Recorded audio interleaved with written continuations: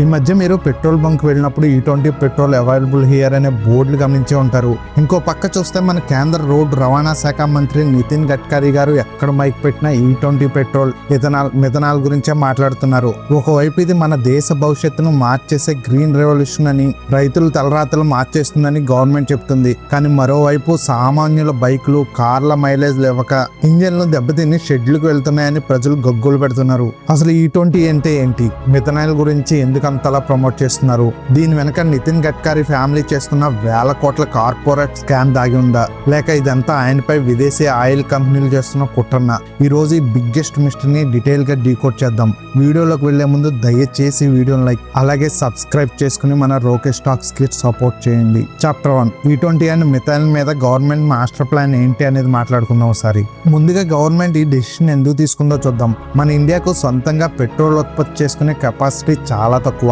కాబట్టి ప్రతి ఏడాది క్రూడ్ ఆయిల్ కొనడానికి మిడిల్ ఈస్ట్ దేశాలకు సుమారు 22 లక్షల కోట్లు చెల్లిస్తుంది. ఈ భారాన్ని తగ్గించుకోవడానికి ఇథనాల్ బ్లెండింగ్ విధానాన్ని గట్టిగా పుష్ చేస్తున్నారు. E20 అంటే 80% petrol plus 20% ethanol mixing. Ethanol అనేది చెరకు, మొక్కజొన్న, పాడైపోయిన బియ్యం నుండి తయారయ్యే ఒక ఆల్హాల్ బెస్ట్ ఫ్యూయల్. ఇది దీన్ని కలపడం వల్ల మన దేశపు డబ్బు విదేశాలకు వెళ్లకుండా మన రైతులకే అందుతుందని గవర్నమెంట్ వాదన.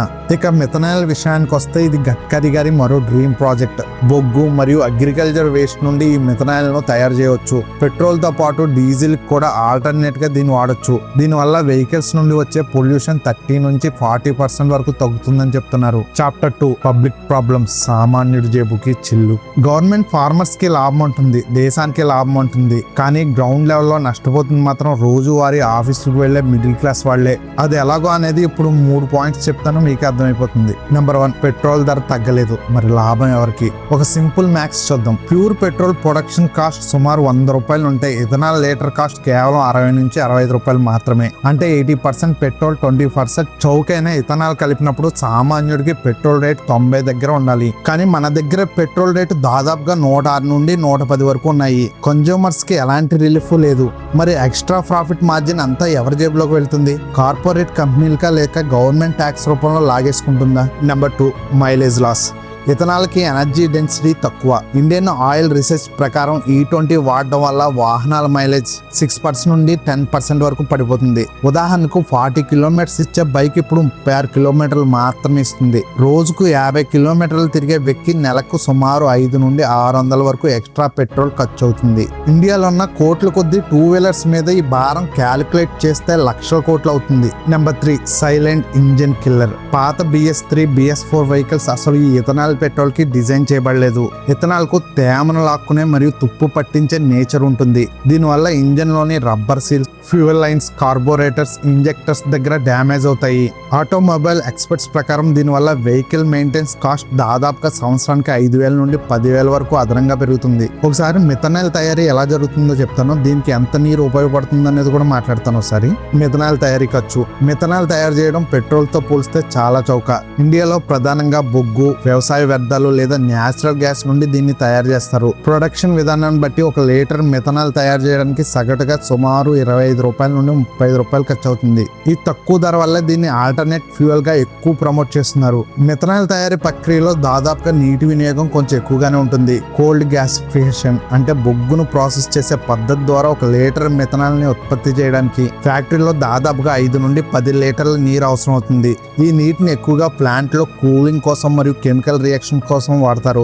అయితే ఆ ఫ్యాక్టరీలో ఉండే వాటర్ రీసైక్లింగ్ టెక్నాలజీ బట్టి లెక్కలు కొద్దిగా మారొచ్చు. Chapter 3, green scam. నితిన్ గడ్కరీపై ఆరోపణలు. సరిగ్గా పబ్లిక్ లో అసంతృప్తి ఉన్న టైంలోనే E20 పాలసీ వెనుక భారీ స్కామ్ ఉందని ప్రతిపక్షాలు మరియు విమర్శకులు డేటాతో సహా ఆరోపణలు స్టార్ట్ చేశారు. విమర్శకులు చెప్తున్న పాయింట్ ఏంటంటే రైతుల కన్నా కార్పొరేట్ షుగర్ ఫ్యాక్టరీలకే దీనివల్ల ఎక్కువ లాభం జరుగుతుంది. నితిన్ గడ్కరీ గారికి మహారాష్ట్ర షుగర్ బెల్ట్ లో స్ట్రాంగ్ హోల్డ్ ఉంది.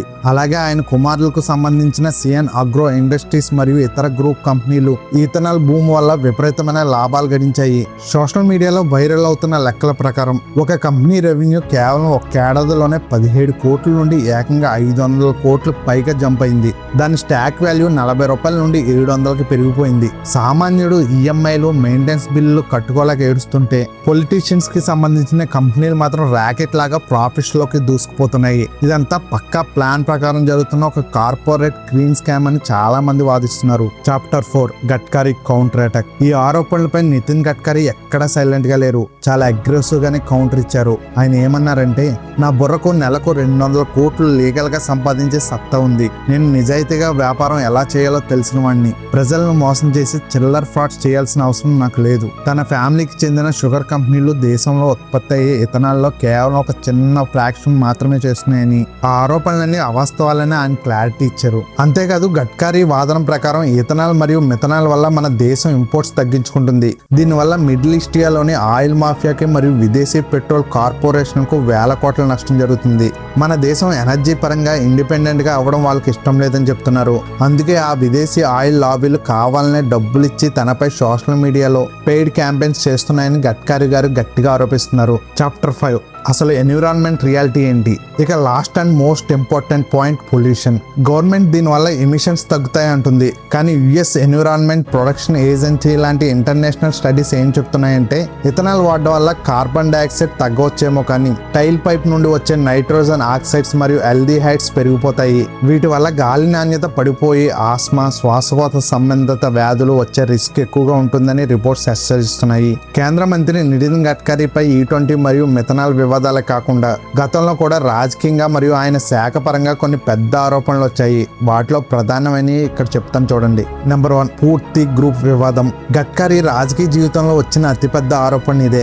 ఆయనకు చెందిన పూర్తి పవర్ అండ్ షుగర్ లిమిటెడ్ అనే కంపెనీలో అనేక నకిలీ కంపెనీలు భారీగా పెట్టుబడులు పెట్టాయని 2012-2013 సమయంలో ఆరోపణలు వచ్చాయి. ఆ పెట్టుబడులు పెట్టిన కంపెనీ డైరెక్టర్ల పేర్లలో గడ్కరీ డ్రైవర్లు, ఇంట్లో పనివాళ్లు ఉన్నారని మీడియాలో పెద్ద ఎత్తున వార్తలు వచ్చాయి. దీనిపై విచారణలు కూడా జరిగాయి. ఈ వివాదం తీవ్రం కావడంతో ఆ ఒత్తిడి వల్ల ఆయన 2013లో బీజేపీ జాతీయ అధ్యక్షుడు పదవికి రాజీనామా చేయాల్సి వచ్చింది. నెంబర్ 2, ద్వారకా ఎక్స్ప్రెస్ వే ఖర్చుల పెంపు. ఇది కాగ్ రిపోర్ట్ 2023 ప్రకారం చెప్తుంది. ఇటీవల కాలంలో ప్రతిపక్షాలు గట్టిగా ఎత్తు చూపించిన అంశం ఇది. కాగ్ నివేదిక ప్రకారం ఢిల్లీ, గురుగ్రామ్ మధ్య నిర్మిస్తున్న ద్వారకా ఎక్స్ప్రెస్ వే నిర్మాణంలో భారీగా ఖర్చులు పెరిగాయని రిపోర్ట్ వచ్చింది.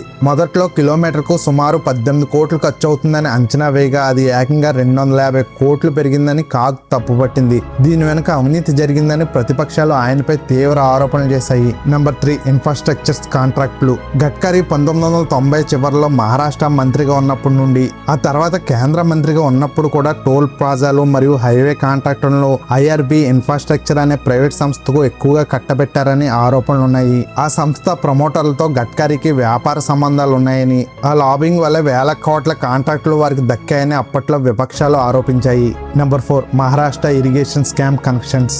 మహారాష్ట్రను కుదిపేసిన వేల కోట్ల నీటిపారుదల కుంభకోణంలో ఆ కుంభకోణానికి కారణమైన కాంట్రాక్టర్లకు బకాయి ఉన్న బిల్లులను వెంటనే క్లియర్ చేయాలని అప్పటి ప్రభుత్వానికి గడ్కరీ లేఖలు రాశారని ఆరోపణలు ఉన్నాయి. కాంట్రాక్టర్లతో ఆయనకున్న సన్నిహిత సంబంధాల వల్ల ఆయన అలా లేఖ రాశారని విమర్శలు వచ్చాయి. Number 5, vehicle scrappage policy. Gadkari తీసుకొచ్చిన పాత వాహనాల స్క్రాపేజ్ పాలసీ కూడా వివాదాస్పదమైంది. పాత బండ్లను స్క్రాప్ చేసి కొత్తవి కొనుక్కోవాలని ఈ రూల్. ఇది కేవలం పెద్ద ఆటోమొబైల్ మ్యానుఫ్యాక్చరింగ్ కంపెనీల సేల్స్ పెంచడానికి, వారికి వేల కోట్ల లాభం చేకూర్చడానికి డిజైన్ చేశారని, దీనివల్ల సామాన్యులు తీవ్రంగా నష్టపోతారని విమర్శకులు ఆరోపిస్తుంటారు. అయితే గడ్కరీ తనపై వచ్చిన ఈ ఆరోపణలన్నిటికీ ఎప్పటికప్పుడు ధైర్యంగా ఖండిస్తూనే వస్తున్నారు. తను పారదర్శకంగా పనిచేస్తానని, ఎవరినైనా తన అవినీతిని నిరూపిస్తే రాజకీయాల నుండి తప్పుకుంటానని ఆయన సవాల్ చేస్తుంటారు.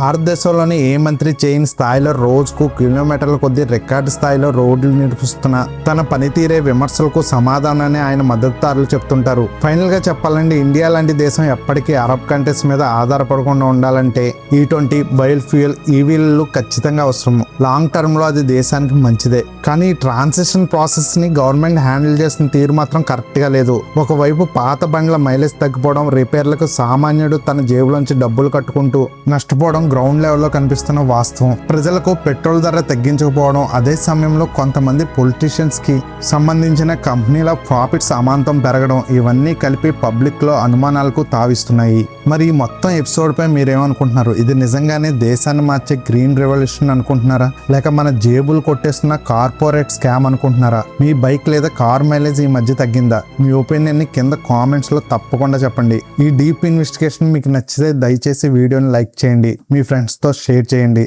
మరియు ఇలాంటి మరిన్ని ఇంట్రెస్టింగ్ డీకోడింగ్ వీడియోస్ కోసం మన ఛానల్ ని సబ్స్క్రైబ్ చేసుకోండి.